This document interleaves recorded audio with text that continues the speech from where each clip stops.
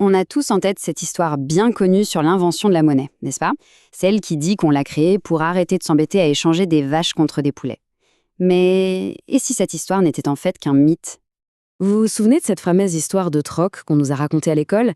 C'est une belle histoire, c'est vrai, mais les faits, eux, nous racontent quelque chose de bien plus surprenant et franchement de beaucoup plus passionnant.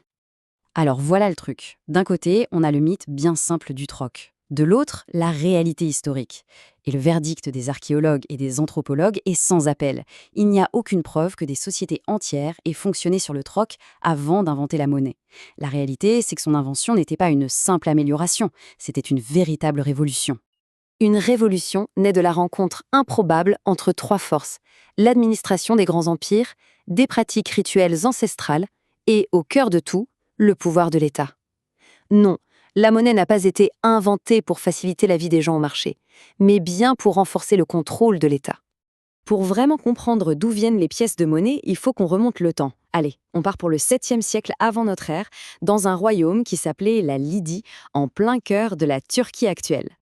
Et la Lydie, elle avait un emplacement vraiment unique.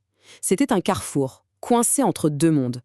À l'est, il y avait les immenses empires centralisés, comme la Mésopotamie, qui géraient leurs économies avec des systèmes de crédit sur des registres comptables. Et à l'ouest, les cités-États grecs, des sociétés de marchands tournées vers la mer. C'est ici, à la jonction de ces deux univers, que tout va commencer. Voyez-vous, dans les grands royaumes de l'Est, les palais et les temples géraient d'énormes richesses. Mais pas avec de l'argent liquide. Non, tout était basé sur des crédits et des dettes, notées sur des tablettes d'argile. Super efficace en interne, mais ça posait un gros problème. Comment on fait pour payer des gens qui sont en dehors du système, comme des mercenaires par exemple? Il fallait leur donner une preuve physique, un genre de bon qui représentait la valeur promise dans les registres. Et au même moment, une idée assez similaire venait des rituels religieux. Imaginez, après un grand sacrifice, il fallait distribuer la viande. Mais la viande, ça ne se garde pas. Les temples ont donc eu une idée. Ils donnaient des jetons, comme ces longues broches en fer qu'on appelait des obélos, qui servaient de reçu. En gros, c'était un ticket pour recevoir sa part de viande plus tard. Un jeton, donc, qui représentait une valeur future. On a donc deux grandes idées qui se développent en parallèle. Et c'est là que ça devient fascinant.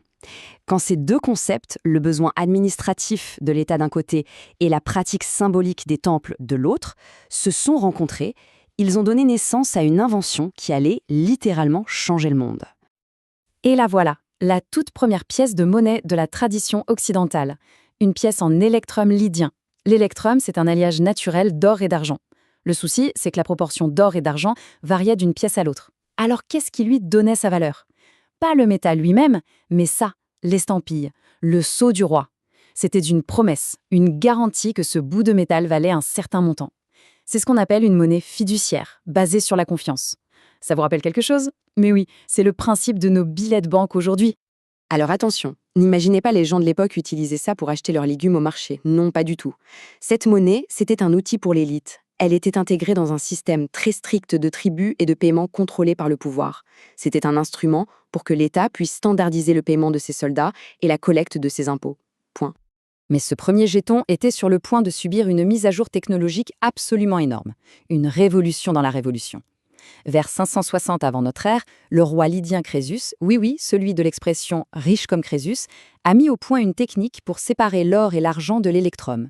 C'était une innovation incroyable qui a permis, pour la première fois, de créer des pièces avec un poids et une pureté parfaitement standardisés. Et ça, c'est le tournant décisif, parce qu'à ce moment-là, la monnaie passe d'un objet de confiance en l'État à un objet de confiance en la matière elle-même. Sa valeur devient intrinsèque, universelle. La pièce vaut désormais son pesant d'or au sens propre du terme. Grâce à cette nouvelle valeur intrinsèque, la monnaie a enfin pu s'échapper du palais pour exploser sur le marché libre. Les cités marchandes grecques d'Ionie, juste à côté, ont tout de suite compris que ça allait tout changer. Elles ont adopté la monnaie pour faciliter le commerce, et l'idée s'est répandue à travers la Méditerranée comme une traînée de poudre. Et tout ça nous amène à la superstar des monnaies antiques, la fameuse chouette d'Athènes. Soutenue par d'immenses mines d'argent et une qualité irréprochable, elle est devenue la monnaie de réserve du monde antique. C'était en quelque sorte le dollar américain de l'époque, utilisé partout pour payer les impôts, pour le commerce international, pour tout. Alors, au final, qu'est-ce que toute cette histoire nous apprend sur la nature profonde de la monnaie? Qu'est-ce que c'est vraiment ce petit bout de métal? Le philosophe Aristote l'avait déjà compris il y a des siècles. Il disait que le métal, la matière, a bien une valeur, mais c'est l'État, c'est la loi, qui décide que ce métal est de la monnaie. C'est la loi qui fixe les règles du jeu. La monnaie, c'est donc toujours ce mélange entre un objet physique et un accord collectif, une institution.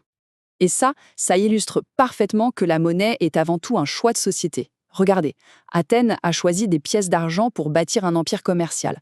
Pendant ce temps, sa grande rivale, Sparte, utilisait de lourdes barres de fer, précisément pour décourager le commerce et l'enrichissement personnel.